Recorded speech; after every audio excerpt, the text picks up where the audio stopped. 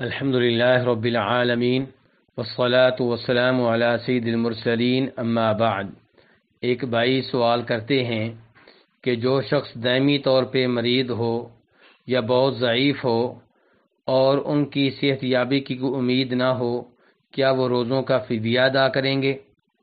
تو گزارش یہ ہے کہ جو رمضان کے مہینے میں اس حال میں داخل ہو کہ وہ روزے رکھنے کی طاقت نہ رکھتا ہو، اس لیے کہ بہت بوڑھا ہے یا اس لیے کہ اسے کوئی ایسا مرض لاحق ہے جس سے شفا یاب ہونے کی بظاہر کوئی امید نہیں ہے، تو ایسے شخص کو اجازت ہے کہ وہ روزہ نہ رکھے اور ہر دن کے بدلے میں ایک مسکین کو کھانا کھلا دے۔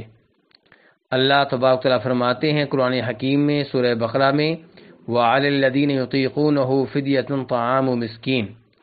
اس آیت کے بارے میں امام بخاری رحمہ اللہ جناب عبداللہ ابن عباس رضی اللہ عنہما سے روایت کرتے ہیں کہ یہ آیت منسوخ نہیں ہے، بلکہ یہ آیت بوڑھے آدمی کے بارے میں ہے، بوڑھی عورت کے بارے میں ہے جو روزہ رکھنے کی طاقت نہیں رکھتے، تو وہ ہر دن کے بدلے میں ایک مسکین کو کھانا کھلا دیں۔ اور اسی پہ عمل کیا تھا جناب انس ابن مالک رضی اللہ تعالیٰ عنہ نے۔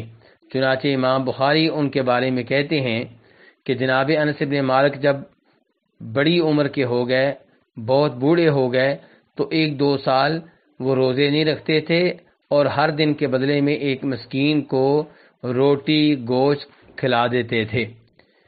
تو یہی حکم اس مریض کا ہے جو اس بوڑھے آدمی کی طرح روزہ رکھنے کی طاقت نہیں رکھتا اور اس کے شفا یاب ہونے کی امید بھی نہیں ہے۔ واللہ تعالی اعلم۔